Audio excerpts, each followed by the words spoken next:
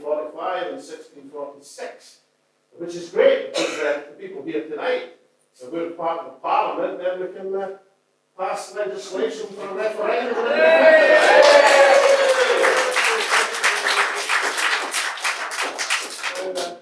This is part of the Wee Alba Book tour. Around Scotland, tonight St Andrews, tomorrow it's Glasgow, the Borders on Sunday, next Thursday it's Perth. And it's really important because the Wee Alba Book's about the positive new case for Scottish independence. Taking on the wake of the departure of Boris Johnson, or the long goodbye of the problem, it's really important that we don't depend on our opponents in terms of making the case for independence. So the case for independence stands on its own merits and its own rights. And that means there has to be a positive campaign to secure Scotland's right of self-determination as a nation, and a positive presentation of the case for independence in the Wee Alba Book. So we're looking forward in this historic hall in St Andrews to a great discussion tonight, and we're looking forward even more to the campaign for independence to come. Thank you. Well, thank you, everybody, for coming along tonight. And as I've said recently, we are in historic times, so it's fitting that we're in a historic place. Just before we begin, obviously I would like to welcome you on behalf of the Five Blackoo, who's put this together, but I wouldn't mind if we could just give a wee hand for the people who have worked absolutely tirelessly to get this event together tonight. So that's Craig and Jackie and Michelle and Izzy and Annie. Could we just give them a wee hand? They've really done it.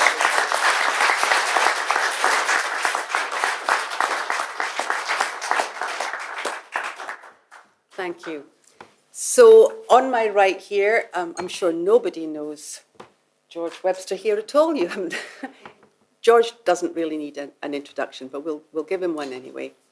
George was one of the founder members of the Crossgate Centre, which came together in 2016, right after the whole Brexit kind of mess, and thinking that we were going to be fighting to get out of the Union because we've been dragged unwillingly out of Europe, and of course that didn't happen.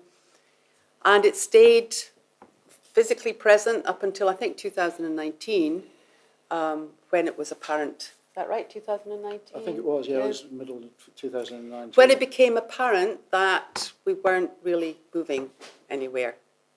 And so then it became a force to be reckoned with on social media and online and all sorts of places, as you all know. George is, his background, and it's quite appropriate, we have two alumni of St Andrews University with us tonight, George and Alec.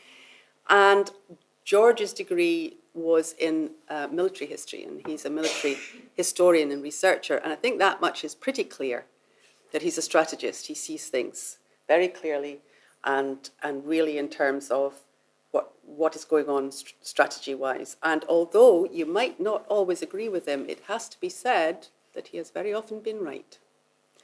On which note, I will hope that you're just as right tonight, George, and I will hand over to you. Okay, thank you, Sarah.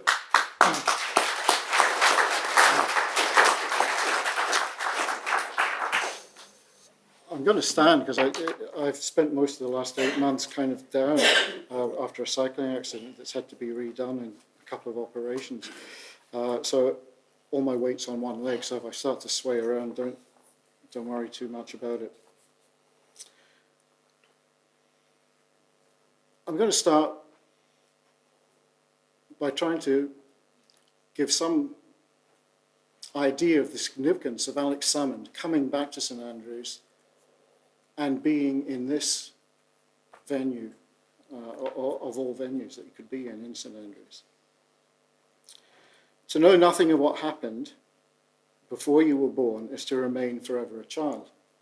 Now that pearl of wisdom was written over 2,000 years ago by the Roman Republican statesman Cicero. But the focus of this evening's keynote addresses by Alec and Sarah, and in the Wee Alba Book, is the case for the here and now, for Scotland's future as a nation, with its independence regained, and the routes by which that can be obtained. retained.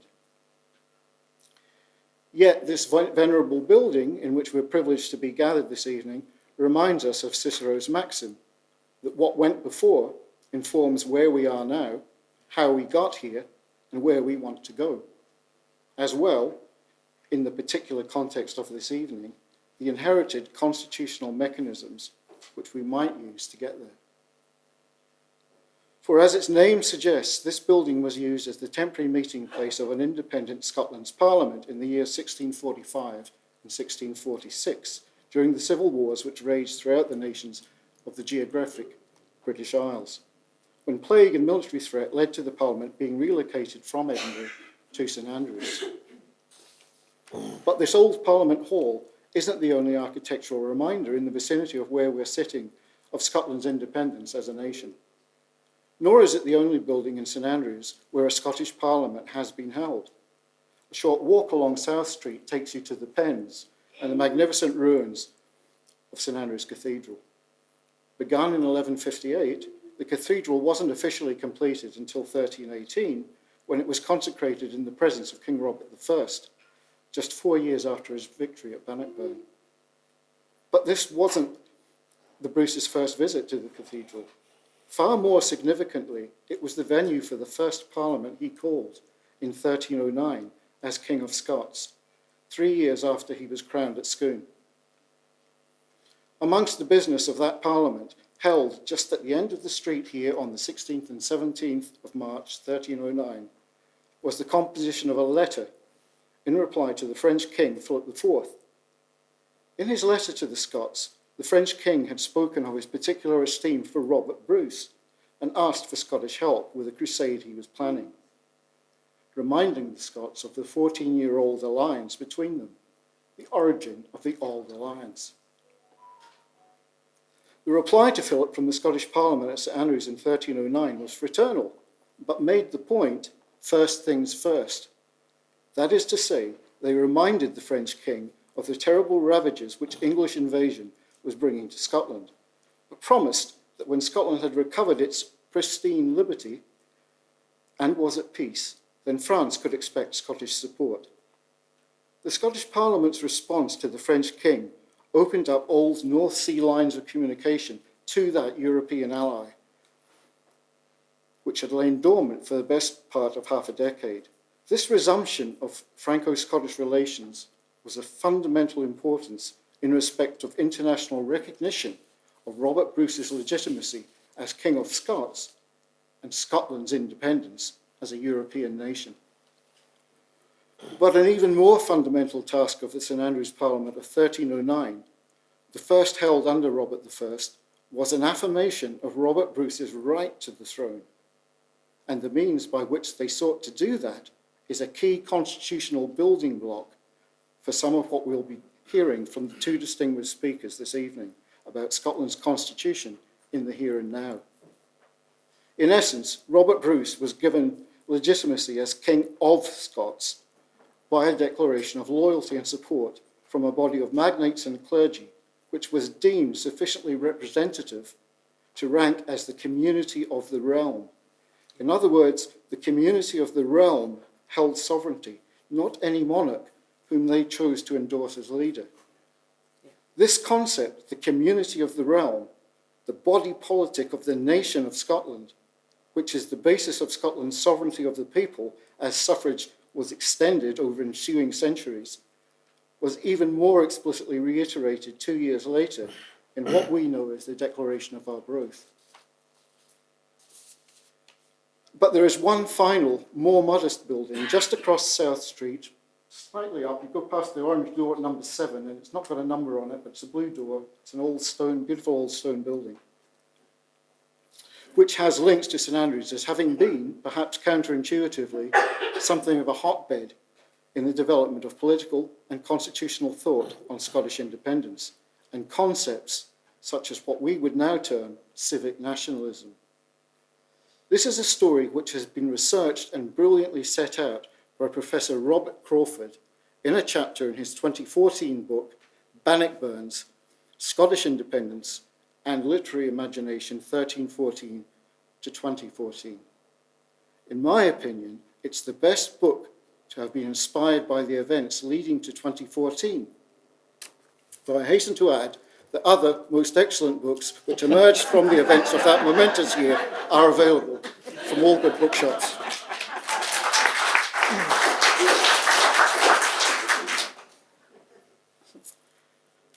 The story told by Robert Crawford of the development of Scottish nationalist thinking in St Andrews in the 20th century ranges from the early 1930s, when the wealthy, flamboyant, bisexual American supporter of Scottish independence, James White, arrived in St Andrews and established the Abbey Bookshop in the building virtually across the road from us here in South Street.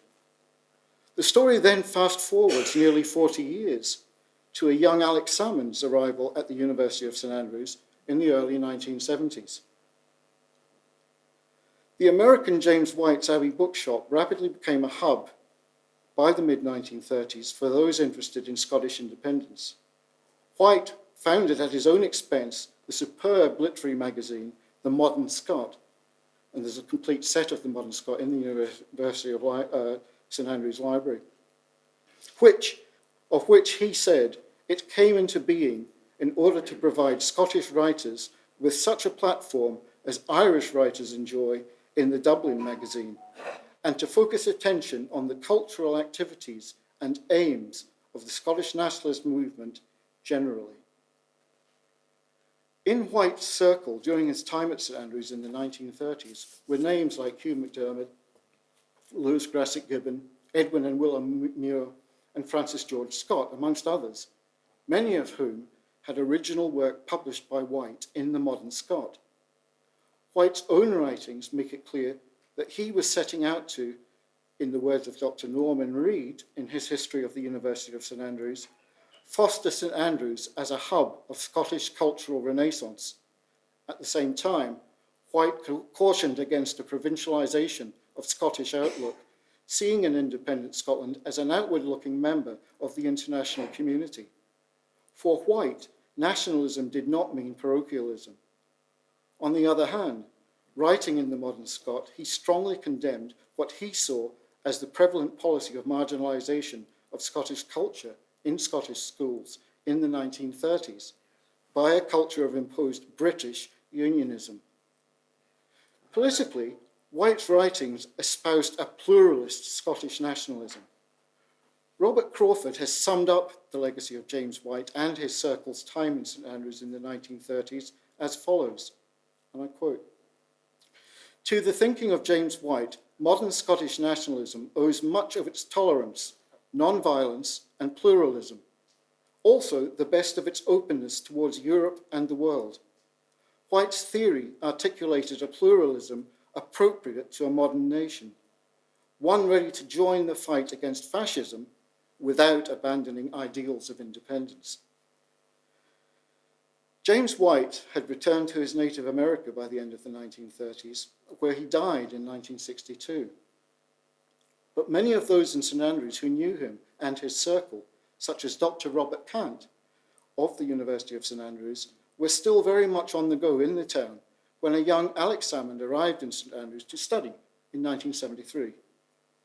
In 1974, Robert Cant retired as reader in Scottish history, though remaining a ubiquitous part of town and gown in retirement, and was replaced by Geoffrey Barrow as the first chair of Scottish history at the university.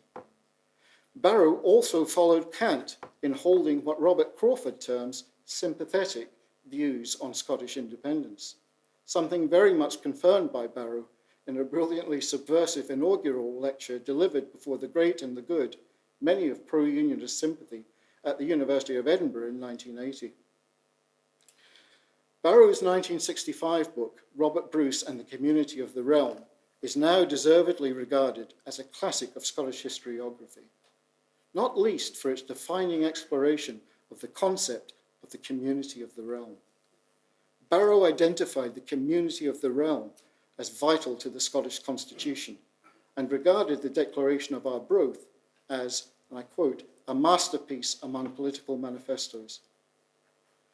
The late, great Geoffrey Barrow would many years later recall that his star pupil at St Andrews was one Alex Salmond. who, it was apparent to Barrow, was going places. Robert Crawford has observed that although Alec was studying economics as well as medieval history at St Andrews and went on to a career as an economist before entering politics, it was Barrow's class that really quickened his imagination and that did most to strengthen political convictions first nurtured in Alec's boyhood. It was Barrow's highlighting of the Scottish concept of the community of the realm as one of the earliest written constitutional articulations of the modern concept of nationhood in Europe that particularly impressed itself upon the future First Minister of Scotland as a student in St Andrews. So to bring things full circle to the purpose of this evening, in this building in St Andrews, which once housed the Scottish Parliament of an independent Scotland, I'd like to conclude with this insightful paragraph from Robert Crawford's book, Bannockburns. And he says, Alec Salmond realises that present-day arguments around Scottish independence are likely to be dominated by economics rather than by medieval history or legacies from Scottish literature. But independence is more than a matter of money, and there is a vestigial, discernible thread connecting the ideals of White's, the modern Scot, and the difficult Scots inheritance of MacDermid with Salmond's study of Bruce, Bannockburn, and the Declaration of Arbroath. In St Andrews, almost 4 decades after James White had left, Alec Salmond began to develop into the most important and consciously pluralist leader in the modern history of Scottish nationalism, as well as, from the perspective of the Unionist government in Westminster, the most difficult of modern Scots. Ladies and gentlemen, former First Minister of Scotland, leader of the Wee Alba Party, and former student of Geoffrey, Community of the Realm Barrow, Alec Salmond.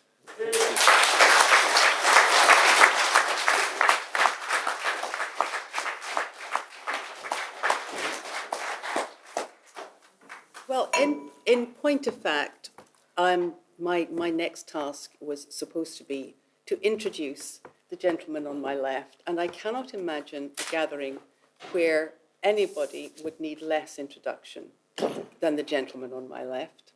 So I'm going to be a little cheeky, and I'm going to take the opportunity to do something else, to say something that I think probably every person in this room would like to say.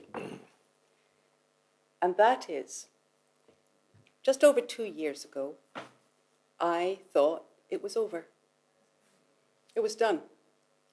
I could see that Whitehall had used its long-standing strategy of divide and conquer, and they had succeeded, and there was no more hope on the horizon. And to be honest, when it came to something I had supported and looked for and hoped for my whole life, I was on my knees. I think a lot of people were. And then the Alba Party came along. And you came back. And hope came back. And that's no exaggeration. For thousands upon thousands of people, hope was born again that day. And there have been lots of times when I have felt, what's the point? And oh my gosh, we're up against so much. I'm sure everybody has felt that. But something else, every time I have, and I've thought, you know what, why am I whining? Look what this man came through and got back up and came back to lead a genuine campaign for Scottish freedom. And if he can do that, then so can I, with my little bit of suffering and my little bit of pain. I can get back up. So, thanks to you, many of us got back up. And there is a campaign that I'm part of, and a lot of you know something about it, which has to do with the Scottish Constitution. And that claim of right that Alex has said we must proclaim far and wide. That wouldn't have happened. I wouldn't have had the heart, and I wouldn't have had the faith to start doing that, to push and push at that, if it hadn't been. That hope came back. So, from the bottom of my heart, and on behalf of everybody who feels that way, and I'm pretty sure that's everyone in this room, I want to say two things. One is thank you, and the other is that it is pretty clear that Scotland does not, especially right now, Scotland does not need Alex Salmond the way that she used to. Scotland needs Alex Salmond now more than she ever has. So, ladies and gentlemen,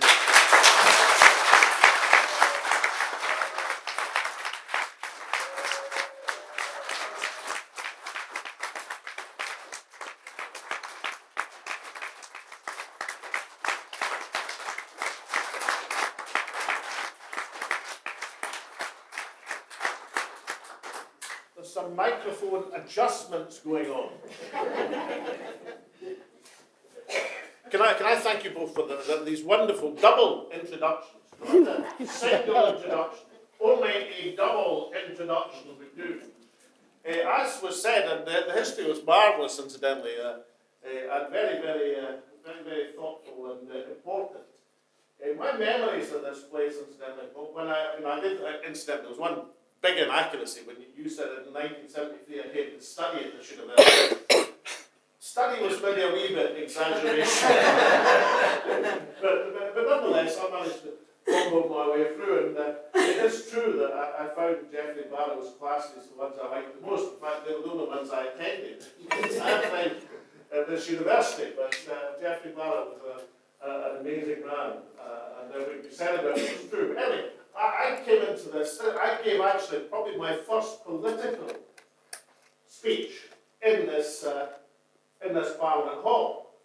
I was sitting there, approximately where Dave Llewellyn is sitting at the moment.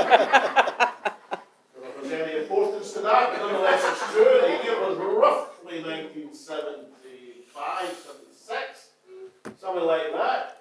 And right where I'm standing was the great new hope of Scottish conservatism, the young member of Parliament from Edinburgh Pentlands, Malcolm Ruffin. And Malcolm Ruffin, with his wonderful flow and advocate eloquence, was saying, and he said that the Conservative Party were intent on removing this dreadful Labour government, and Scotland would have its full place as a partner in the United Kingdom. Some lines never changed, did they? And of course, we were in Parliament Hall, he said.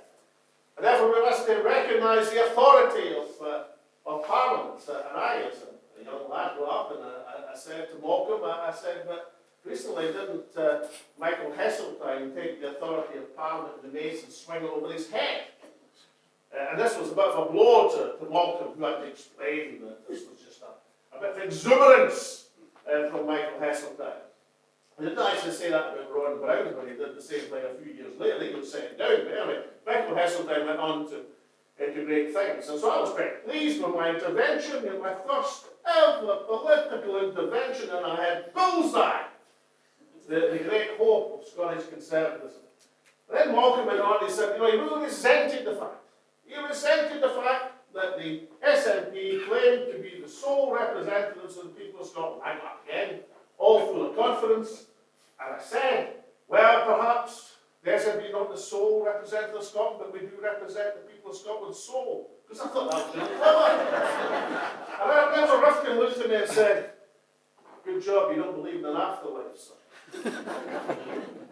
The moral of that story?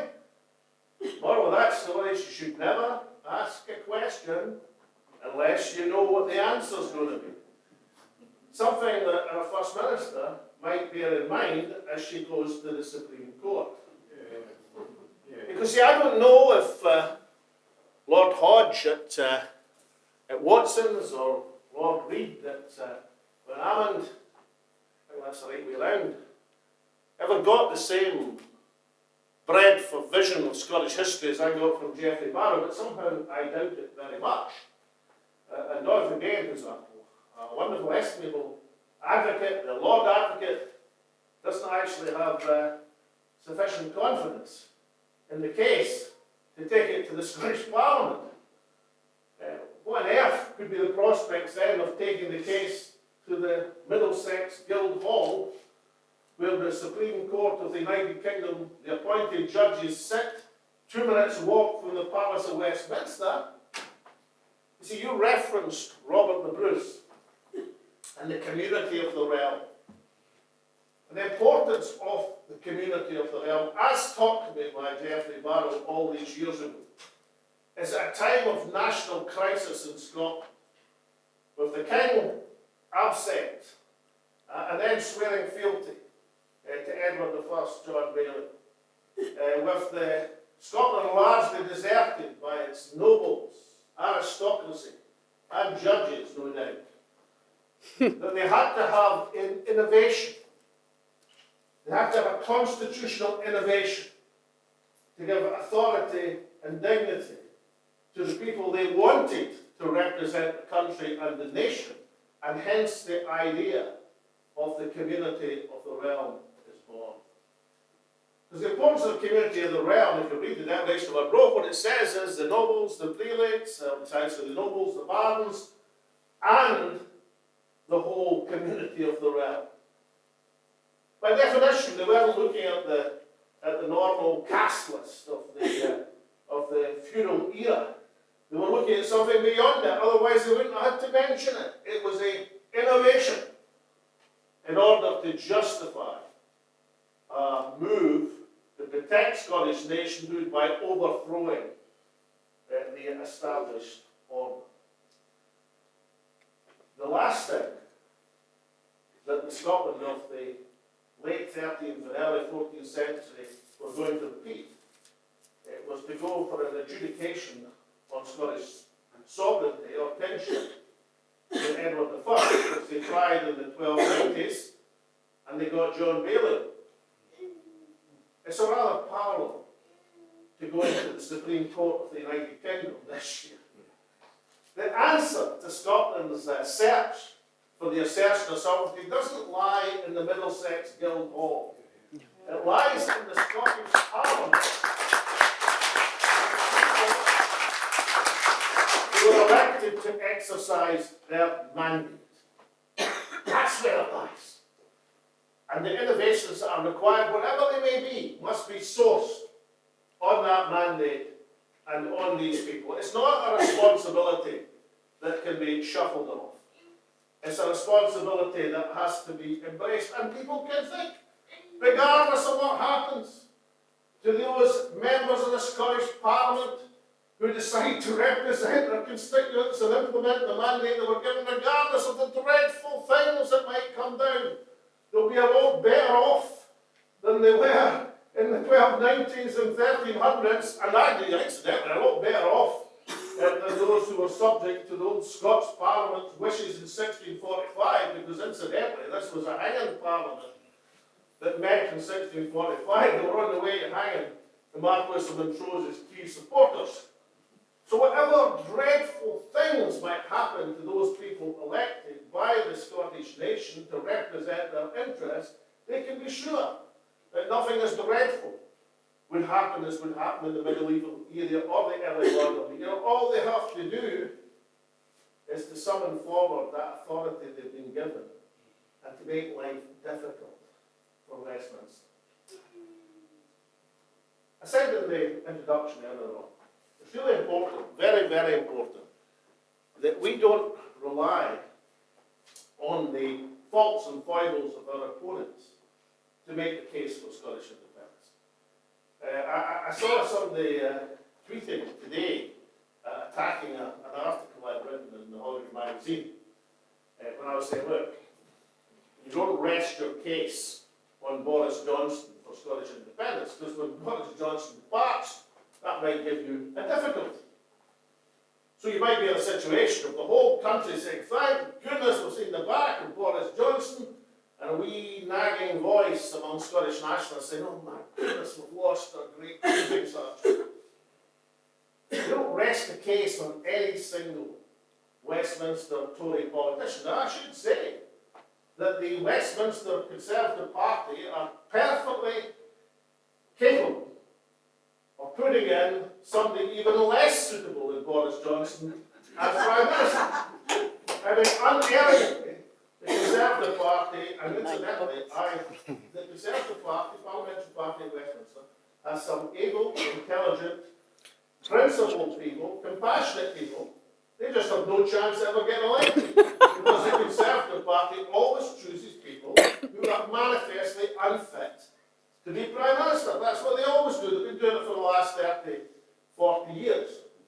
No, Rishi Sunak, for example, now, he makes Boris Johnson look like a bleeding heart liberal. He's a hard right ideologue. So it might well be we get in somebody even worse than Boris Johnson. He'll be an even bigger recruiting sergeant for Scottish independence. But the case of the cause of independence shouldn't depend on what's happening at Westminster. It's what we do. It's how we articulate our case. It's the actions we take and the presentation of the new case for Scottish independence, as, for example, contained in the Wee Alba Book. That's what's going to positively excite the country, as opposed to saying it's either Boris Johnson or independence. It's independence for the reasons here stated. This brings you to what we do at the present moment. I've been saying for some time in these meetings, I said, look, we're in a situation where Boris Johnson, as Prime Minister, where Westminster has never been weakened. But that's still the situation, and it'll still be the situation in 3-4 months' time when his successor is elected. We're not up against the might of Imperial Britain. We're not even up against David Cameron and George Osborne. And they're political giants compared to what's at the head of the Tory party at the present moment. Over the next 3-4 months will be a total vacuum. To my way of thinking, that's exactly the moment to strike, when your opponents are weak. People say, well, we've asked for a Section 30. It was asked for in the terms which saw it as inevitable that Johnson was going to say no. And of course it was inevitable that he was going to say no, but why take no for an answer? Do you think anything really worth getting in politics, or in life for that matter, is given immediately you ask for it or request it? Of course not. What you have to do then is to mobilise a campaign in order to progress that case. So what kind of campaign might you mobilise? Well, let's talk about the Westminster Parliament for a start. There are two Alba MPs, Neil Hanvey, the other Henry Castle. I've got 45 SNP MPs. They're in my 25 years or so in the House of Commons. Well, I would give my eye teeth to have a dozen MPs. Well, if you cast your mind back to the 1990s, you might remember myself and Mr. Sullers played a bit of parnell with Westminster, and it was pretty effective in terms of dramatically illustrating Scotland's case. It got huge publicity. It gave people the indication that perhaps the SNP wouldn't be like the feeble 50 of Labour MPs who were sitting for Scottish constituencies at that moment. If we had 45 of us sitting there, then by reading the rule book, by not allowing ourselves to kowtow to the conventions of the House, then we could have brought Westminster to a standstill on a regular basis, even more regularly than we did. That's exactly what we should be doing. Not because we like causing mayhem, but because if a country elects a parliament in order to have a referendum on independence, and another country says, no, you're not getting it, you're not just meant to sit back and say, well, that's a disappointment. What you do is do something about it. That's your mandate, that's your instruction, that's what you're meant to do. You make yourself so much of a nuisance that they'll be pleased to see the back of you.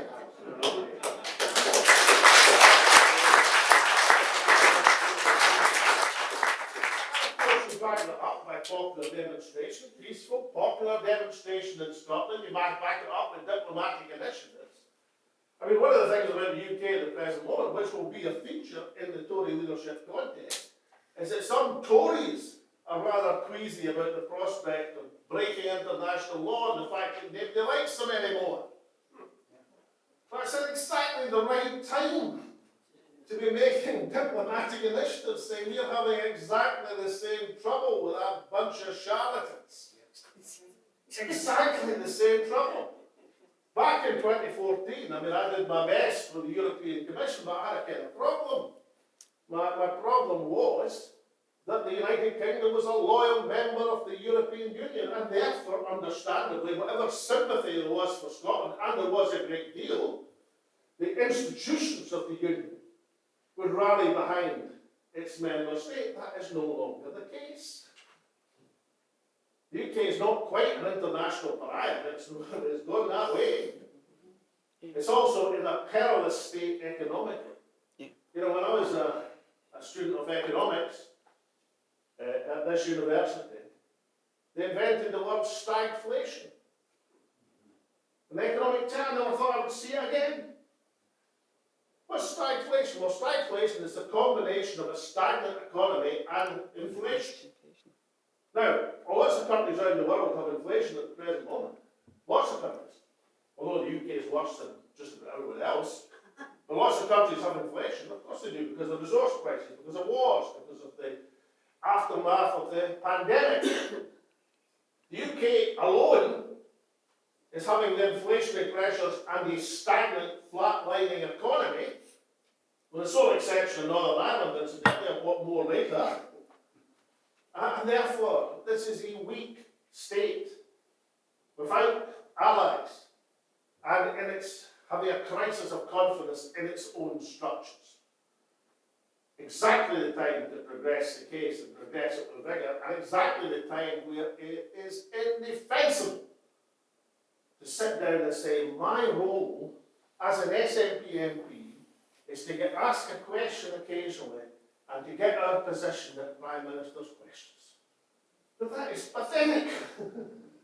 That might mean a role that you pursue when you've got half a dozen. It's not the role you pursue when you virtually represent every constituency in the land. People expect to see parliamentary interventions to back up the cause of national self-determination. And I look at some SNP people joining in the call that Boris Johnson must go now, not wait 3 months. As if it actually matters if he goes now or 3 months' time. But it does matter in one sense. What an opportunity over the next 3 months in this power vacuum at Westminster to press home Scotland's case. Don't take no for an answer. Marshal the people who are waiting to be led and have MPs who will be actively progressing Scotland's case as opposed to bowing down to the authority of the Westminster Parliament. In the words of Winnie Ewing, nationalist MPs are not sent to Westminster to settle down, but to settle up. To settle up for Scotland. I should probably gather from my remarks so far, I don't regard going to the Supreme Court as a particularly good strategy. In fact, I called it a Hail Mary pass. It's not even that. I mean, a Hail Mary pass is where you get, 1 in 10 chance of it coming off. It's like, 1 in 100. It's not impossible, but it is near impossible as you like. And of course, the difficulty is that the Supreme Court hear the case and then box that in. That's it closed off, not for that case, but for all time. Yeah. And I have to tell you, leaving that question open was extremely useful to me back in the day when David Cameron was convinced if he turned down the Section 30, then my next move was for the Scottish Parliament to have our own referendum. As long as that's open, it's a perceived threat. Once you close it off, you close it off. And it doesn't seem to be a particularly enlightened move to make. And therefore, I would well advise not building up people's expectations on the pronouncement of the Supreme Court from the Middlesex Guildhall. Which brings me to point 3 in the strategy that was unveiled by Nicholas Sturgeon recently, which is to have a plebiscite election. Now, I think there's merit in that idea. I thought there was merit in it when Angus MacNeil and Chris McElhenney and Joe Cherry proposed it some years ago. How things changed. But I thought there was merit in then, there's merit now. But if you find a plebiscite election, it has to be fundamentally different from a normal election. If it becomes a normal election, then you're just in the usual sway of party politics. Yeah. And if you're in the usual sway of party politics, and particularly if you set as your target a majority of votes, not just seats, which is the traditional target for parliamentary election, but if you do that, but if you win a landslide and get 49% of the vote, is that defeat? But if you're actually trying to leap over that self-imposed high hurdle, then you've got to do something very special. Yeah. If you fight it as the SNP, then of course the whole SNP domestic record comes into play as part of the election campaign. We were in a good position in one way in 2014, that not even our opponents at that stage didn't question the competence of the Scottish Government or our ability to run the show in Edinburgh. That is now very much open to question. It's not all the government's fault, incidentally. The unionist press are under case. It would be less than honest not to say there's some truth in it. And it would be less than honest not to realise that we're in hard economic times which are getting harder, and therefore the pressures on government are getting greater. It would be useful not to fight an independence plebiscite election on the SNP's domestic record, but to fight it on the case and the cause of Scottish independence. And if we're trying to gather a majority of votes, then the way to gather that is to fight it as Scotland United. I saw a brilliant article actually from Tasmin Ahmed Sheikh in the National this Wednesday, I think it was, which looked at the 1918 election. There are a number of lessons from the 1918 election, not least of which is the Sinn Féin replacing the Irish Parliamentary Party and deciding their tactic of abstentionism, of setting shop up in the Dáil. Of course, there are many lessons from Irish history. We would never go down in Scotland, and we'd always stick to peaceful constitutional means. That's the nature of Scotland, the nature of the national movement in Scotland. Doesn't make us unique in the world, but it's something we should prize and keep precious to us. But as an essential strategy, abstentionism worked in Ireland in 19, and they took that strategy and replaced the Irish Parliamentary Party, which had been dominant for the previous 40 years, swept aside in a single election, because people eventually said, look, we want people who mean it when they say we're going to establish a free Ireland. That's one lesson. But the lesson that Tasmina looked at was actually another lesson. And that's how Lloyd George, the most able, most brilliant, most dazzling, the most innovative politician of his era, in terms of, in particular, of his own survival as Prime Minister, which was very much in his mind, developed the idea of a coupon, where people stood in behalf of the coalition government because he couldn't carry the Liberal Party, as Tories with a coupon, Liberals with a coupon, even Labour politicians with a coupon, and they swept to a landslide victory on that basis. In other words, he established the means by which you can fight parties in a single coalition. In other words, we could fight, if the will was there, to unite the next general election in Scotland, and the vast majority of the candidates would be SNP, but would stand SNP Scotland United. Alba would stand as Alba Scotland United. Green Party hopefully would stand as Green Scotland United, and perhaps room for some independent voices out with party politics, who could stand, like, to take one name, I've not consulted her, so please don't take this as her speaking about the West. There would be a good example of somebody out with the party political machine who could stand for the Scotland United ticket. Because the idea would be to maximise not just the number of seats, not just the number of votes, and the idea would be to make the election about the issue of Scottish independence. Back in 2012, after I signed the Edinburgh Agreement with David Cameron, my first job then was to unite everybody under the independence banner. And therefore we had a launch meeting which I think we had to extend the time scale because of the number of speakers, because we were anxious, I was anxious to make sure we got everybody into the broad tent supporting independence. And when that started to flourish, it took a wee bit longer than I hoped for it to flourish in 2014. And then you saw the effect it had in sweeping the country and lifting the yes support by 10, 15 points in the polls as we move towards the referendum day. People like the idea of people who believe in independence coming together and arguing the essential case and not just grinding their party political axes. This is an election. If it is to be a genuine plebiscite election, which is more important than the future and fate of any party or any candidate, it's about the future and fate of the country itself.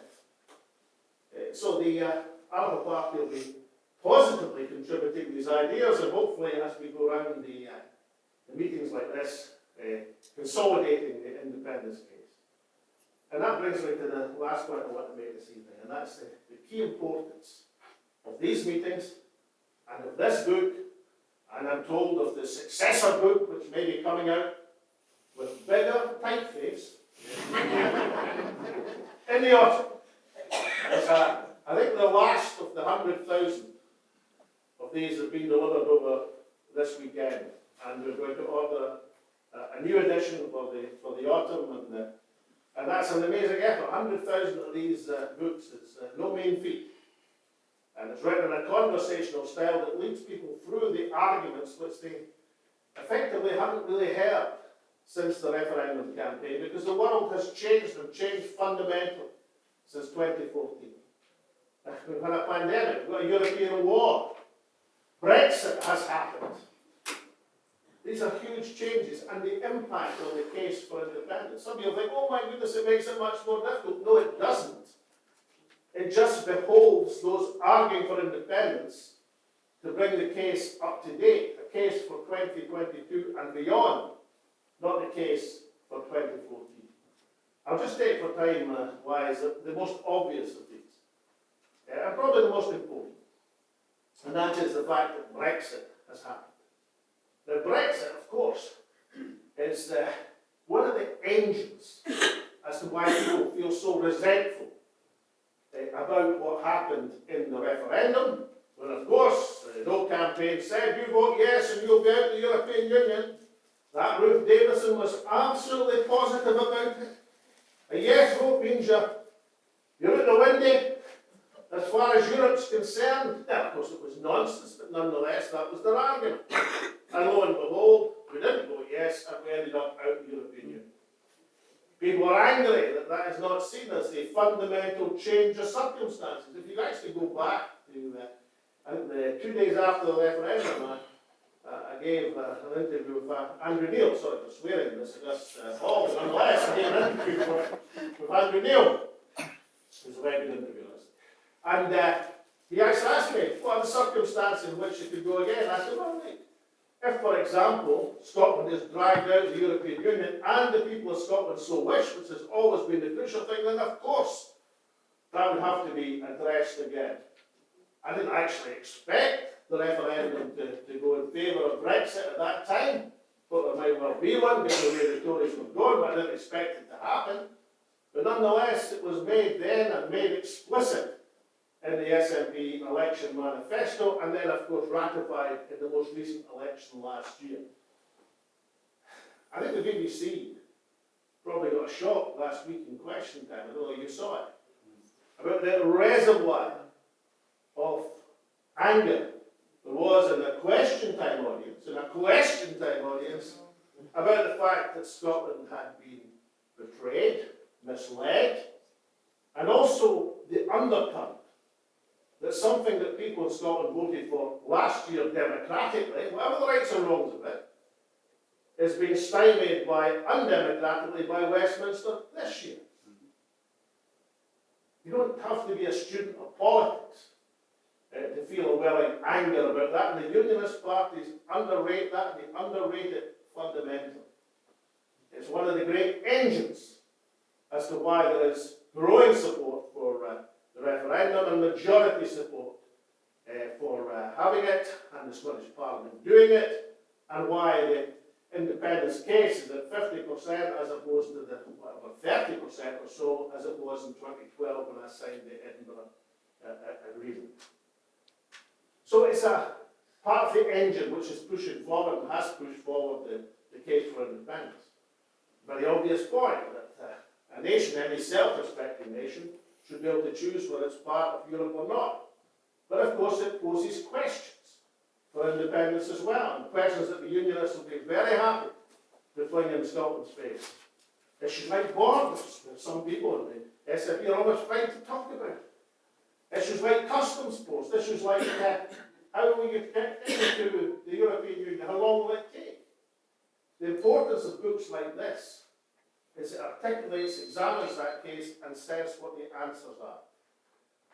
In the case of the European Union, we argue that you shouldn't, you should accept that it takes 5 years to get back in the European Union. Michel Barnier was the negotiator for Europe in the Brexit negotiations. And like most Frenchmen, I suspect, I don't know this, I suspect though that Michel Barnier likes whiskey, visits Scotland, thinks Scotland's a great place, probably likes bagpipe music, and loves the idea of Scotland, right?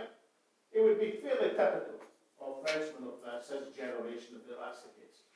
But I'll tell you what, we were negotiating with him about Scotland's entry in the European Union. It wouldn't, no matter how much you hate Scotland, it wouldn't matter a whit. We would go through the same process as everybody else, and it would take perhaps 5 years. Now think of that. 5 years to get back in. And we've in the meantime to negotiate independence with the Westminster government. That causes a problem. We'll be negotiating from limbo. Does that mean we should all pack our bags and forget about things? No, it doesn't. It means you adjust the case to fit the realities of 2022. And luckily for us, there's an organisation called EFTA, the European Free Trade Association. The EFTA can't be too bad a place because it's 4 member countries, that is Norway, Iceland, Switzerland, Liechtenstein, are all in the top 10 of wealth per head of countries in the world. So at the very least you might say, it's not a problem to be a member of EFTA.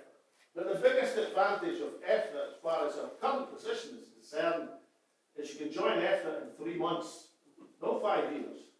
And when you join EFTA, you inherit EFTA's treaties with the rest of the world, with the European Union, and indeed with the United Kingdom.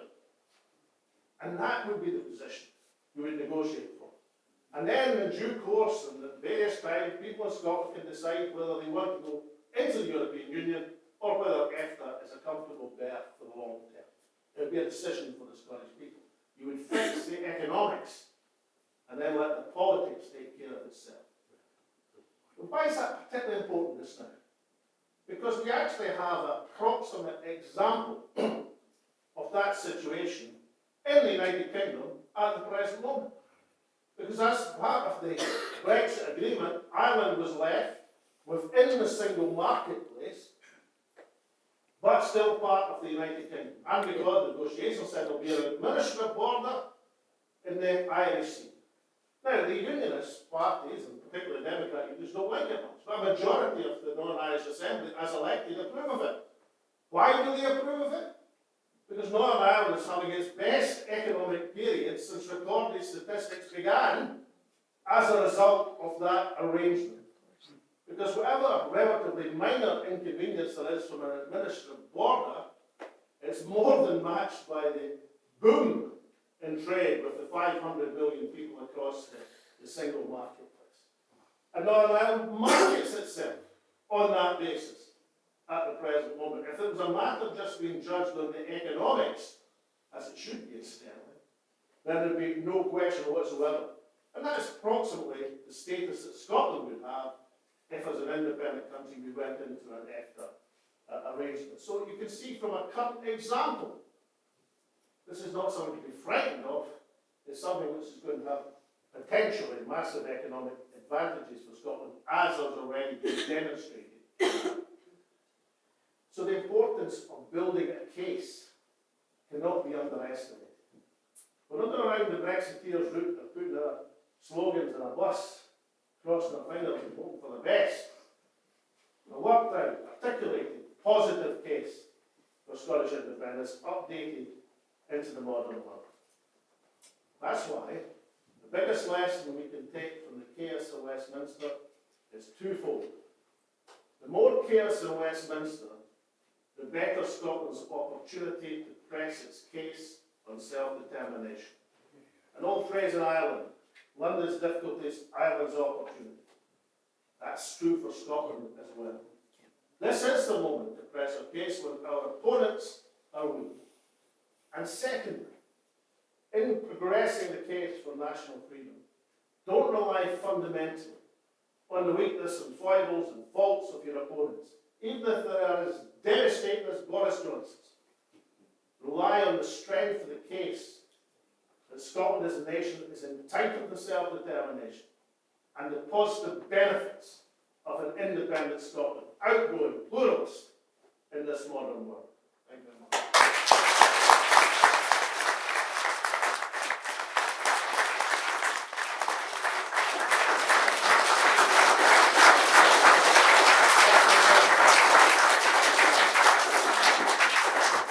So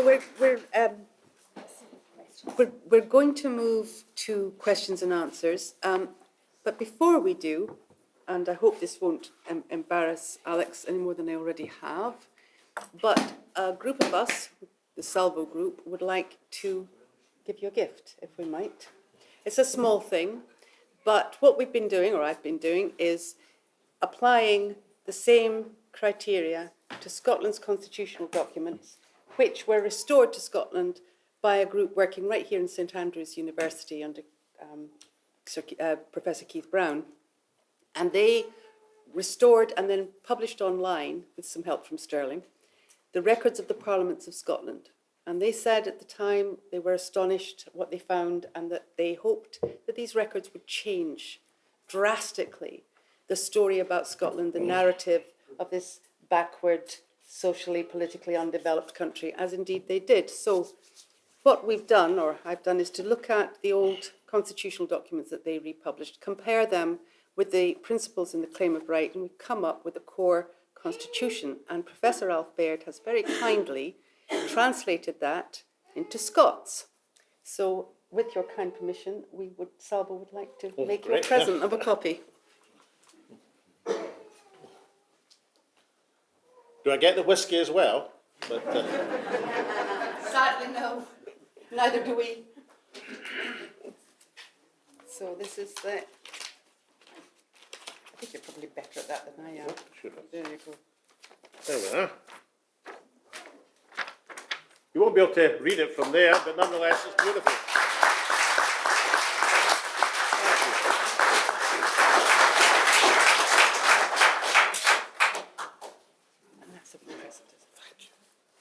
So, question from Charlie Kerr. On the basis that no parliamentary party has ever won a majority vote in any election, is it not a bad idea to set the bar at a majority of votes rather than seats if we need a plebiscite by the next general election? You can advance. You go on. Bomb it out, Neil. Okay. I think Alex really made this point. I think the question all comes down to what contest you're fighting. If you're fighting a plebiscite election, then it's a single question that you're asking and you want to garner the most support, then you must unify as many people behind that principle as you possibly can. And what you can't do is two things: squabble about the detail of your vision for what that future is. By all means, everybody should be able to set out the type of Scotland you hope we'd be able to achieve, but ultimately that's a decision for after independence. And what you also don't want to do is to bog the arguments about independence down with the day-to-day machinations of government that is in power and the risks that that would introduce to the discussion and debate. Because what you're articulating when you're fighting for independence is the gateway to a vision, a different future. What you're talking about in a normal general election is what you're going to get for the next 5 years based on what you've just had. It's a completely different discussion, and I think we need to be absolutely crystal clear about what we would be asking the people of Scotland to make a decision on, and that has to be, should Scotland be an independent country? So some people have put in more than one question, and just to make sure that there's time for everybody, I'm going to try and choose the most, I hope, Sandy G, the most kind of obvious coming on from what's been said. And then if we get through the others, I'll come back to some of your other questions. I don't know where you are, but I hope that's all right. This seems like an interesting question. Are there any major barriers or problems you can see in having a single organisation or a coup that all indie supporters could get behind, that can give that could give that kind of clear information that the advocates of indie can make use of? So is there a negative to that, I think is what he's... In terms of the plebiscite election, you would have to have, if you want to be successful, I don't underrate the highness of that hurdle that's been set, and it's a very, very high hurdle indeed. A majority of the vote, not majority of the seats. Some people say, of course, the Tories managed that in 1955, but actually they didn't. The Tories in 1955 got 42% of the vote. 8% was got by the Liberal Unionists. They were in alliance with another political party, a hangover from the national government, the coalition government days. In fact, the next Secretary of State for Scotland was a Liberal Unionist as opposed to a Conservative as such. So no party since the Second World War has ever got a majority of votes. But if that is the bar that's been set, then you have to do your best to meet it, and you have to generate. Therefore, how do you get people into the idea of a plebiscite election? Well, I'm certain you can't just fight it as if it was any other general election. You have to fight it on that principle. And I'm also certain that the best way to do that is to gather all the independent forces and have them contributing, with their own different points of view, obviously, but contributing to that effort. Because that will telegraph the message to the people that the independence forces are united, trying to do something, whereas the unionist forces are divided and scrambling over who's going to get the 2 or 3 seats that they've got left of them. That would be the nature of the campaign you would want. So everybody was backing up everybody else. In other words, what we did in a referendum in 2014, you try to replicate in a general election. That's the way it could and indeed should be done. Alba is not in control of that, of course. We could only make the suggestion. But certainly technically it could be done in the way I've described. In the vast majority of SNP, the seats will be fought by SNP sitting MPs, and they would fight as SNP Scotland United. Similarly with Neil and Kenny as ARPA Scotland United and the Green Party, some seats. You'd have to be generous in terms of how you accommodated all the forces you wanted behind that banner. Now that would be the way to do it. Well, I can't promise that's what will be done. All I can promise is ARPA positively will advocate for that if that's what we're left with. But can I come back to the first thing I said? Why should we accept a no from Westminster?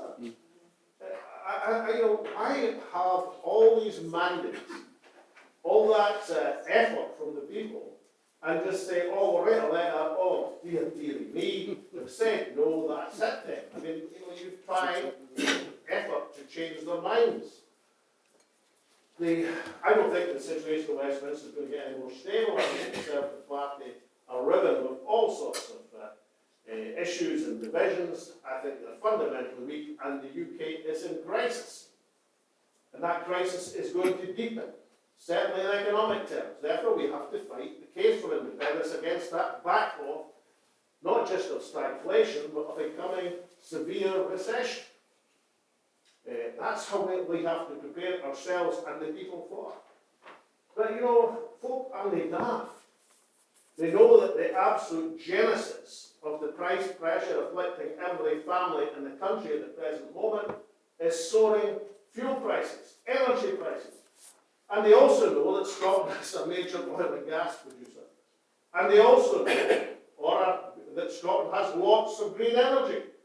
In fact, we've got enough offshore wind to power Scotland 10 times over at half the price of the nuclear folly that the Westminster government are currently proposing to invest in. Yeah. Now, these are not difficult arguments to get across. And at the heart of the argument and the heart of the economic crisis, we'll be able to say to people in Scotland, look, why are we an energy-rich country which is covered in fuel poverty? Yeah. And the people who are experiencing that pressure will say, yeah, they've got a point. That's just how you connect the social and economic reality with the constitutional ambition. So it's not without possibilities.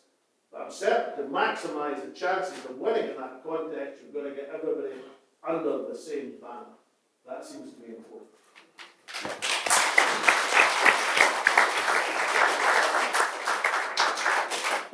Before the next question, I have a couple of things that I should remedy. One is to let you know that there's water at the back of the hall. If anybody's thirsty, I'm sure there are people who are.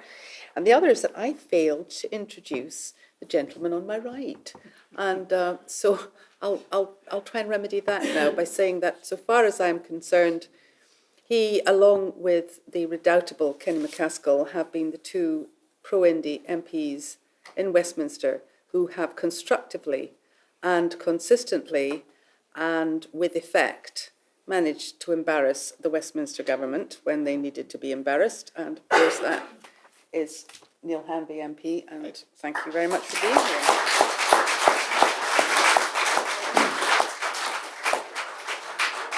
So I'm going to move to the next question, which I'm really interested in as well. I'm not sure which gentleman would like to answer, but We'll read the question. If it's a difficult one, then Neil will answer. And if it's a nice, easy one, Then I'll do it. Absolutely. Okay. So this is from Iona Pear, and the question is: how do you read the failure of the Westminster government to release the figures on their own polls regarding the levels of support for Scottish independence in Scotland? And she adds, what could they be scared of? So, who would like to answer that? I'll stand up a wee bit. I haven't got a lavalier mic like Alex. So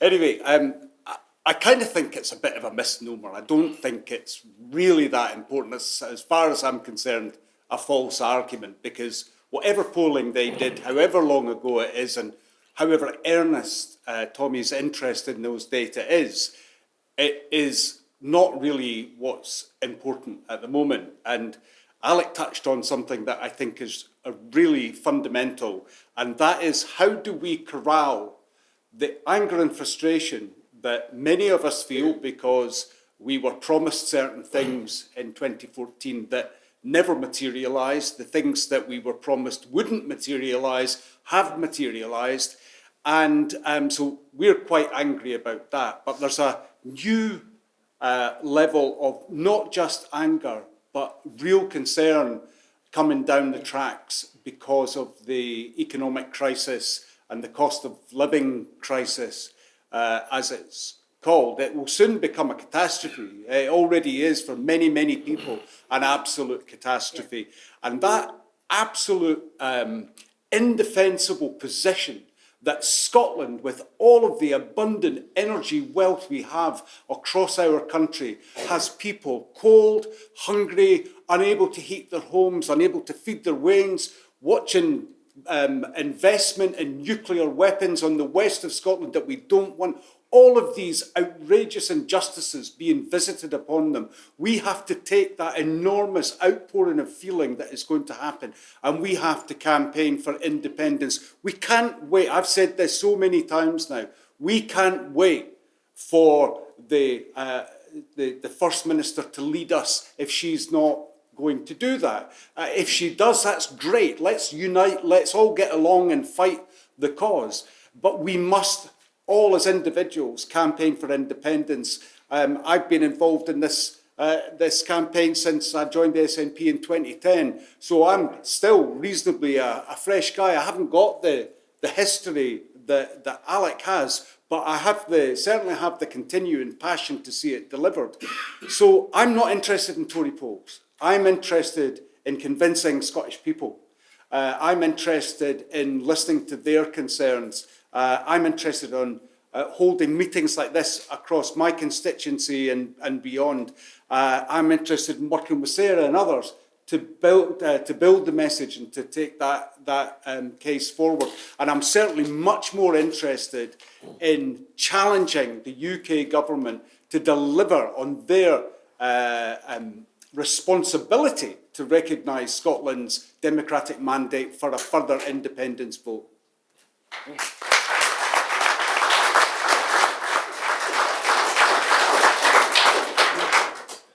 Right. Is there a way to influence the SNP youngster leadership through the ideas that Alec has talked about today, and would they listen? Do you think there's any possibility they would ever adopt them? Well, I think one of ALPA's jobs as a small political party is to throw out ideas and see what happens to them. I mean, I gave the example of the plebiscite election. I remember Councillor McElhenney getting booed at the stage when he mentioned Plan B. I just mean Neil getting shunned, Joe Cherry getting victimised because they wouldn't toe the line. Now, of course, the people who were booing them and attacking them are now saying, what a wonderful idea it is, as if it had just been thought of yesterday. So it does indicate flattery and all the rest of it.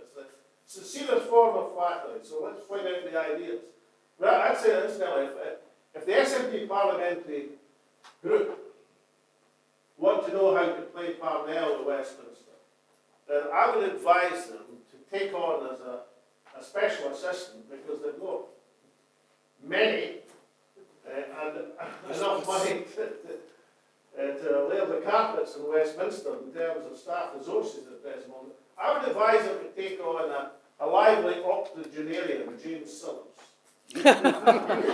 Someone with whom I haven't always seen eye to eye. But I'll tell you what, if it comes to finding ways to play Parnell with the Westminster Parliament, you would have nobody better. And he would come up with more concepts and ideas in a day than I've seen in an entire parliamentary session. Look, and people have to bring forward ideas and then have the determination to carry them forward. But look, I'll give you one example. The SNP or ALPA weren't elected on an abstentionist platform. Therefore, it wouldn't be right, even if it was a good idea, to say, right, we're up in sticks and coming back to Scotland. Because you were elected not on that platform. In the 1918 election in Ireland, for example, Sinn Féin were absolutely clear, we're not going to Westminster, we're setting up the Northern Ireland. So there was no ambiguity about it. But that's not what either the SNP or the LNP stood on. The platform that they stood on was to go to Westminster. That doesn't stop you, for example, setting up the Scottish Convention on a Friday in Edinburgh. I mean, if there's queasy about using the current Parliament building, I don't see why not, because the Festival of Politics is in there. But nonetheless, I'm told there's a building in Carlton Hill, which was built to House of Parliament. You could have an elected convention of the people of Scotland, comprising the MPs and the MSPs on a Friday. Bring in the local authorities. Yes. And make declarations. What's the point of making declarations? Because you see, look, we are the representatives of the sovereign will of the Scottish people by majority, and we declare that we want this referendum. Yeah. And there'll be a dramatic amount of publicity accompanying that initiative. And you can, all it means, for goodness sake, it's a Friday. It's a bit extra work. And would have significant consequences, and would be important, incidentally, because if the campaign of parliamentary intervention, of direct action, of constitutional innovation wasn't successful, and we went to a plebiscite election, The day after the plebiscite election, Westminster is still not going to say, well done chaps, you've won. No, not It's ever. cricket, whenever it's your turn to bat. That's not what they're going to do. They're going to have to be pushed into it. So it'll be a good dry run for what you're going to have to do in the aftermath of a plebiscite election if you win it. As you galvanise Scottish opinion, you highlight for international opinion the fundamental injustice of a nation in chains. And the importance of this should not be underestimated. Theoretically, and in terms of their words, even Margaret Thatcher, Downing Street years, I'm an English politician, and Scotland is a proud nation, and if the Scottish people were ever to determine under independence, then I, for one, would not stand in their way. Now, of course, it was easy for her to write after she left office. She might have been less keen if in the 1987 election the SNP had swept the country. No doubt that that was the position. And that was the accepted position. Okay, a position that the Westminster people who said they supported it never thought would come to pass. But nonetheless, that was the route by which Scotland could exit this voluntary union if the Scottish people so chose. When I became First Minister, I navigated another route to bring to life the promise of Donald Dewar when the Parliament was established back in 1997 in the parliamentary debates, of how we could organise a referendum to test opinion and everybody would accept the result once it was declared. That was the route through the Section 30. That was to give practical effect to the aspirations of the past. That was Scotland's route to freedom, and that was the established route. And in the aftermath of the referendum at the next Scottish election, you'll see Ruth Davis on television saying, well, if they want a referendum, then they have to get a majority in the Parliament. And that's the route that's been established. Somehow or another, we've allowed that to slip over these past few years, which is extremely unfortunate, but we have to re-establish the route. In the wonderful exposition of history we wrote, the key underlying thing to these points of crisis, these moments of decision, was the innovation that those supporting Scottish nationhood were prepared to make and take to bring to reality that fundamental aspiration. And that's where we are again. Now they ask for the ways we're going to do it. It will be peaceful, democratic, but they have to be innovative. And people have to be prepared when they're given the privilege of representing this country to get off their backsides and do something. Yeah, yeah.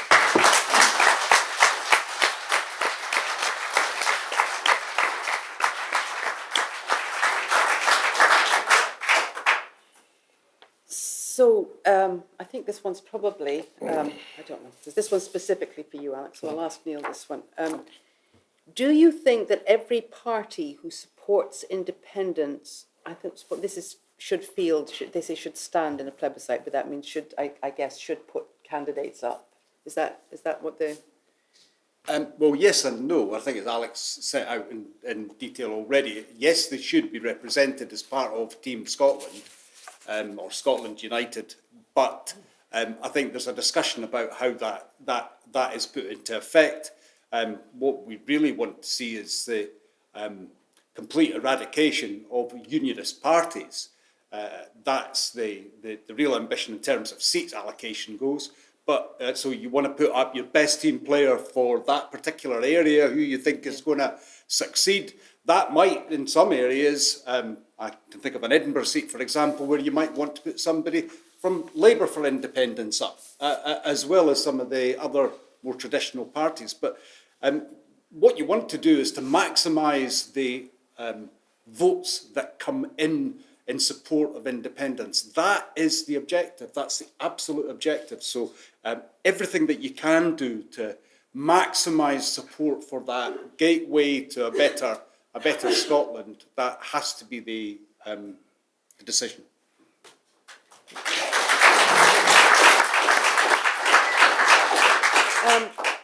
So this question is for Alec. Why did you not say during the last referendum that Scotland would continue to use the pound sterling in the meantime, as Ireland did? Well, I did. The question was, why did I not say in the referendum that Scotland would continue to use the pound sterling as Ireland did? I did do this. If you care to examine the tapes of the BBC debate with Mr. Darling, where he eventually admitted that there was nothing to stop Scotland using sterling. If we so wish, it's an internationally tradable currency. However, if you read the Wee Alba Book, you'll see that things have moved on. And then the policy that we devised for 2014 was a policy where Scotland and the rest of the UK would be fellow members of the European Union. And in that situation, it wouldn't have been welcome for Scotland to establish another currency within the Union. The Union's priority was to get everybody into the euro. And therefore, and of course, your major trading partner would be in the same economic arrangement as yourself. We're in a different world now. We're in a world where there is a substantial advantage in having your own currency. Doesn't mean you can't use sterling. And even when your own currency is established, you can still have your assets in sterling, your house in sterling. However, instead of your mortgage in sterling because it's devaluing so fast, it'd be the absolute place to keep your mortgage. You take your mortgage into sterling, you take your pension in another currency. That's what you do. So, we're in a different world. But in particular, and as we all work this, you wouldn't want to be in a situation where you're borrowing like all countries are doing at the present moment in somebody else's currency. That's not a good idea. And therefore, the correct position now, as is explained in the Wee Alba Book, a brilliant, and the best thing about this book, incidentally, is it has these QR codes, you know, where you just, it was all my idea. It's like your phone, and you get a wonderful exposition. So if you want to know about EFTA, you flip your phone, or get your son or daughter or grandchild showing you how to do it. And you get Jim Sellers talking about EFTA, and you get Professor Richard Murphy explaining why Scotland should move to its own currency as quickly as possible. So, the answer to the straight question is I did in the last referendum, but now we have a different policy for the realities of today and tomorrow. And that is, yes, of course, we could use sterling as a transitional currency, as keeping assets, and as long as nobody can stop you doing that. But it would be to Scotland's advantage to develop an independent currency as quickly as possible, and the mechanisms for doing it are discussed in the Wee Alba Book.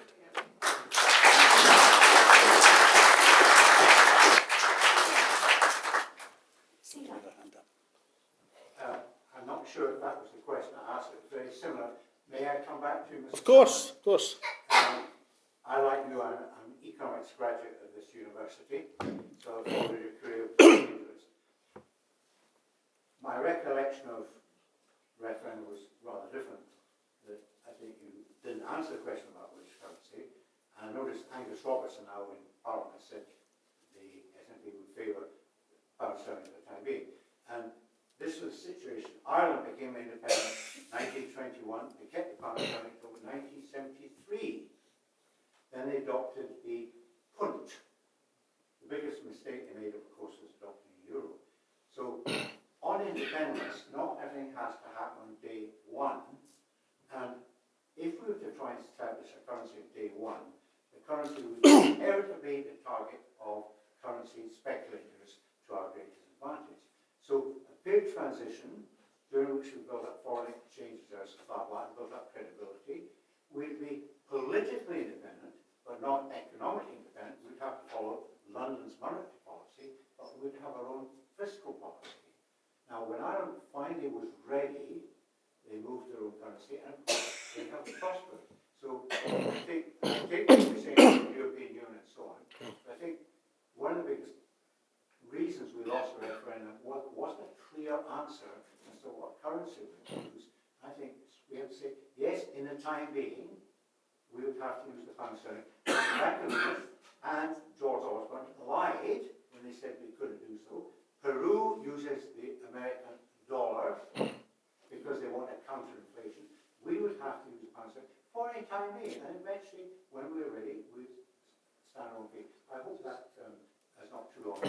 Not at all, not at all. Right. I would slightly disagree about the past, because, it's open to anybody to look at the BBC debate, but you didn't see it, but nonetheless, it was on, there was 1.2 million people in Scotland saw it, and it was very, very important, because exactly what you've just articulated is what I pinned Darling on.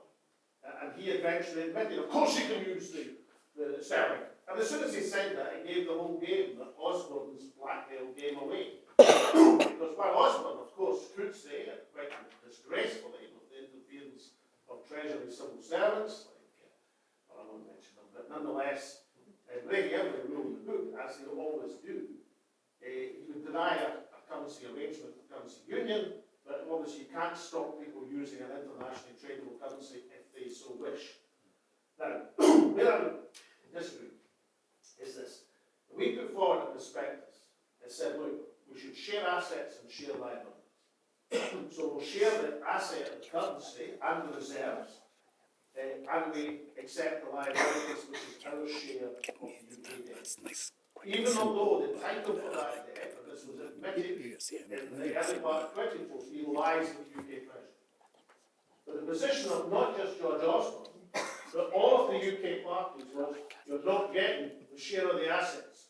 We're not talking about geographical assets like oil and gas or Edinburgh Castle or Holyrood Palace, incidentally, which belongs to the country.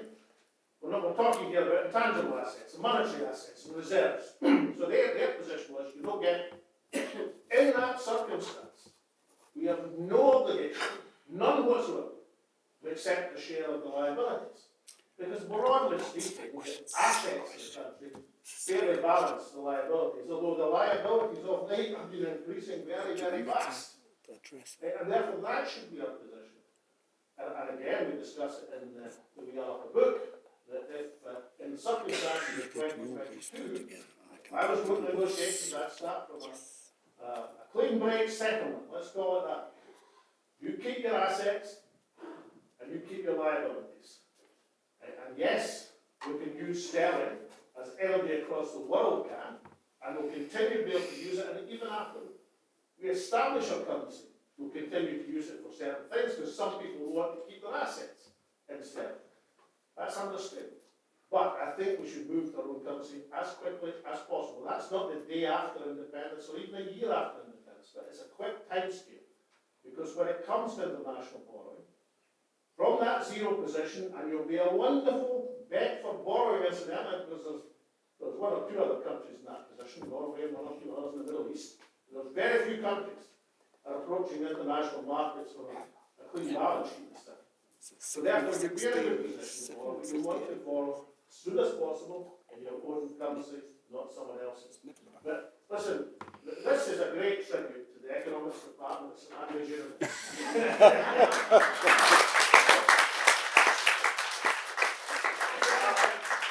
Thank you for correcting my memory about the Alistair Darling interview. I totally forgot about that. That has changed my whole view of the situation. Thank you for your very articulate answer. But where the stores, we were taught generosity and open mindedness.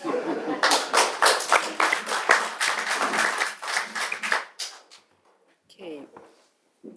So I'm going to do a kind of combined question for Neil here, and that is, does he see it as a net positive or negative that we're looking at the demise of Boris Johnson as Prime Minister, if we are, and also if we are, when we obtain our self-determination and freedom, can you foresee a time when we would be looking at a referendum on rejoining the Union? And how long would that take? That's one for you, Neil. Yeah. Go on yourself. Thanks very much. Thanks very much, Alec, and thanks, Sarah. And thanks to the questioners for both of those points. I mean, Alec has addressed the first part of that in his remarks. It's a question that I've been fielding this week down in Westminster by the media. It's a question that you're seeing on the BBC and in the newspapers where, oh, you've lost your best recruiting sergeant. And the reality is that it doesn't matter who the occupant of number 10 Downing Street is, as long as they hold Scotland's democracy hostage, then all they will do is drive up support for independence. And that is particularly true, as I said, in the current economic climate. And the last one I'll deal with very swiftly, which is that since 1941, when Winston Churchill signed the Atlantic Charter with the United States, and they agreed effectively to the breakup of the British Empire to allow every country to choose its own form of government and have self-determination, no country that has won its independence from the United Kingdom has ever begged to come back or ever asked for a referendum to rejoin. So with our abundant resources, I don't anticipate that's a question we need to really give too much time to.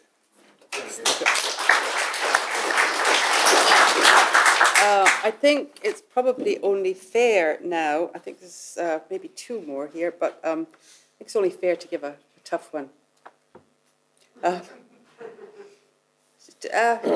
How disputed, I think this contains a lot more than just a question, how disputed are the sea areas that Scotland claims from a fishing and oil gas perspective? I assume this means disputed by England and its redrawing of Scottish boundaries. Anyway.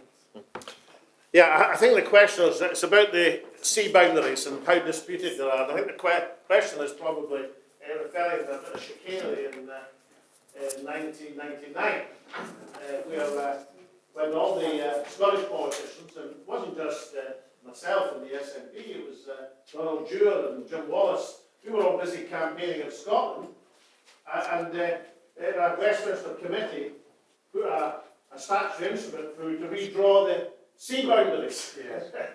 And remove, I think it was 40,000 square, 6,000 square miles, thank you, from Scottish waters, put them in English waters. I asked Donald Dewar about it at the time, I knew nothing about it.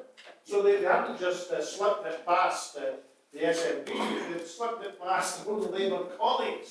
You know, this was sort of civil servants sitting there thinking, my God, that boundary line we've got at the present moment, which went, if you remember, horizontally across the North Sea, that's going to put things a bit favourable to Scotland. We'll quickly redraw that. The one thing I would say, it's redrawn minus the 6,000 square miles in a line of equidistance, which is, you know, whether it's an equidistance line or a horizontal line, you're talking, well, the only oil fields left there are Argyle field, for example, are long since redundant. It's not a highly prospective area. It's reasonably important for fishing, not that important, I mean, it's not a great fishing area either. I think it's more an example of chicanery and duplicity than anything else.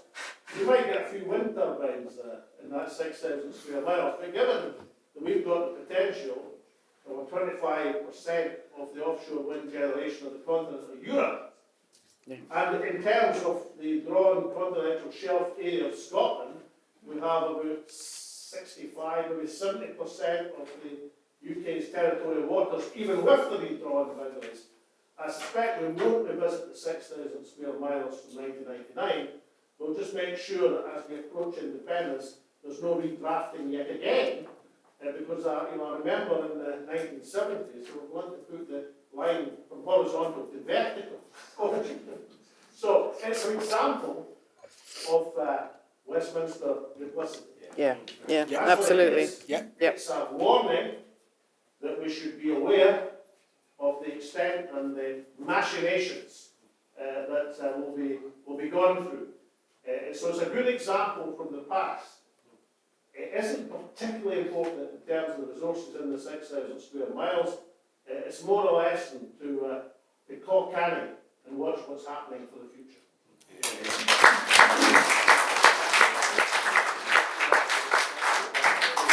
So on a related question from Jan, she says, considering what Professor Jeffrey Sachs has said regarding renewable wind energy, where there should be an interconnector between the North Sea and the Black Sea, because when it's windy in one, it's calm in the other, which would secure a constant supply of renewable energy.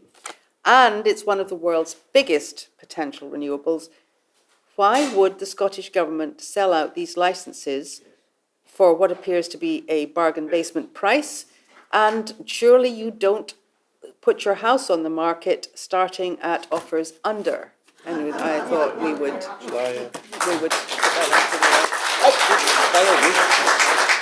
Yeah, John's quite right about this. The Scottish Government, for reasons best known to themselves, in the early part of this year, held the world's first reverse auction. If you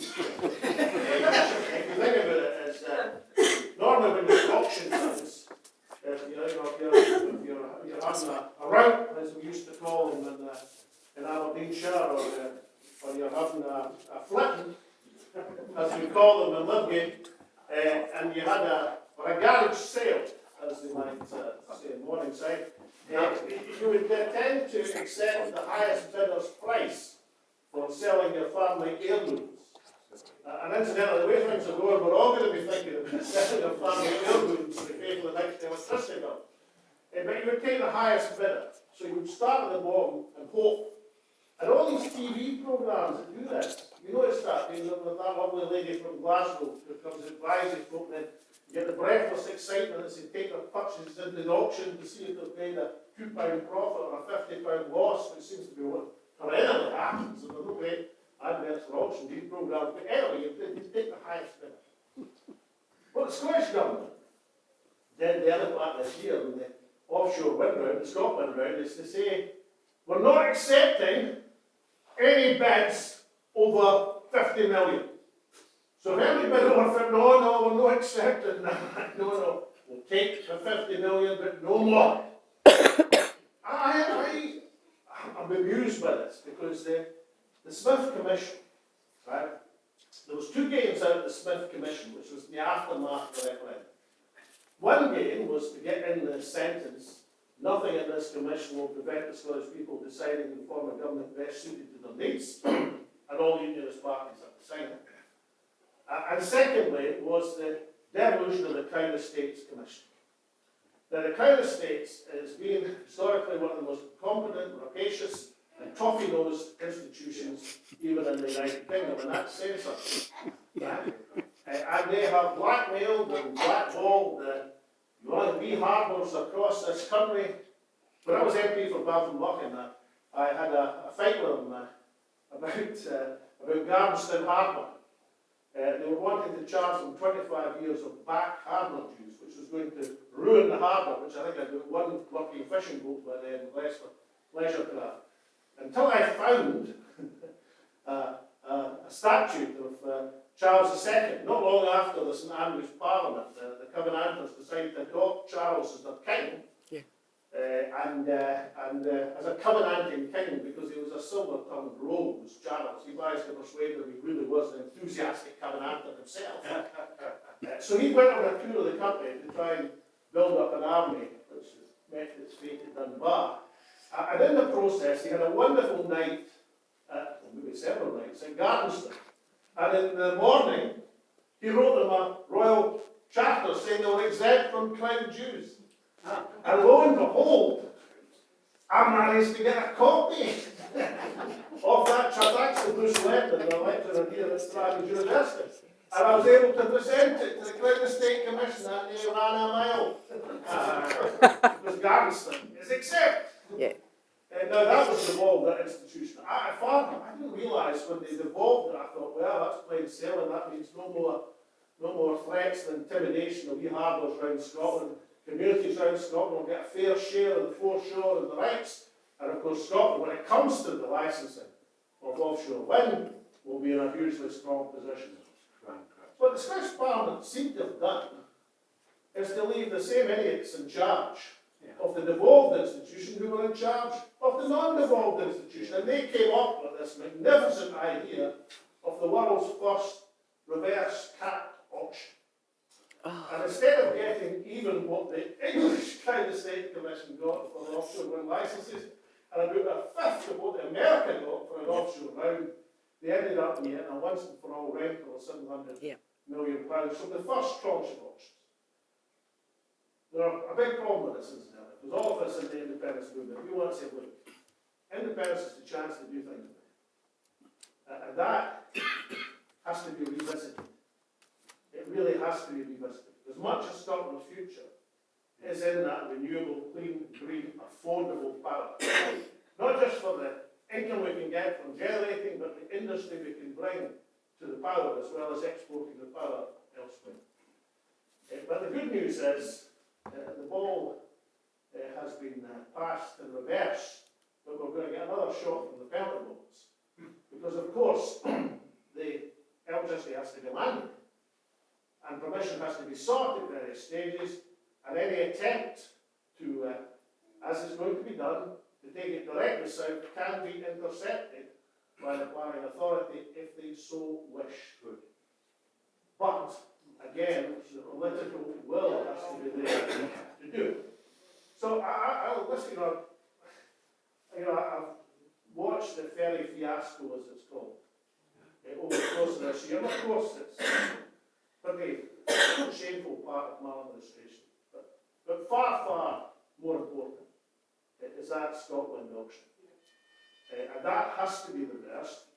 And we have to have an absolute determination that after all of our experience over the last half century of, for reasons best known to ourselves, allowing Westminster to sell the nation's capital in terms of oil and gas and hydrocarbons to international capital and Westminster Treasury without any return, we cannot let that happen again with these clean, green, renewable and heavily lucrative resources. It has to be reversed, and we have to have an absolute determination that these assets belong to the people of Scotland who will share in their benefits.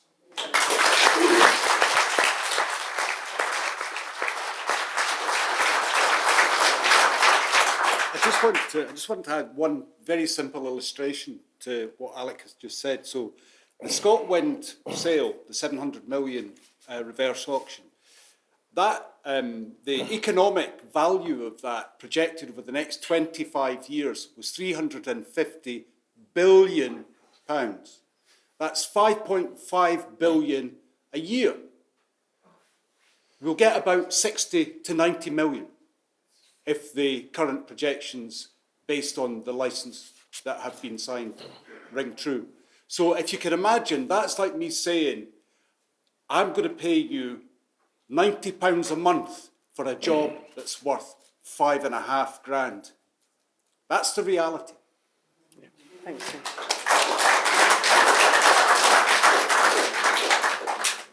So we have just about run out of time now. So I'm just going to take the chance to make one tiny comment. When Scotland has its common good fund back and we've got those renewables coming in, then we will really be able to take care of our people. Okay, so there's a very quick announcement. The raffle has been drawn. The prizes are at the back of the hall. Please check on your way out to see if you have won. I'm not sure if there's one there, but some lucky person got a copy of the scroll that we gave Alec, and if whoever won it, another one, you don't have to give yours back. And if you did win it, I'm quite sure that Alec would be happy to sign it for you. Yeah. Right, thank you. So I think that's so all that is left for us to do now is to say thank you to George, to Neil, and most especially to the bringer of hope, Mr. Alex Salmond. Thank you.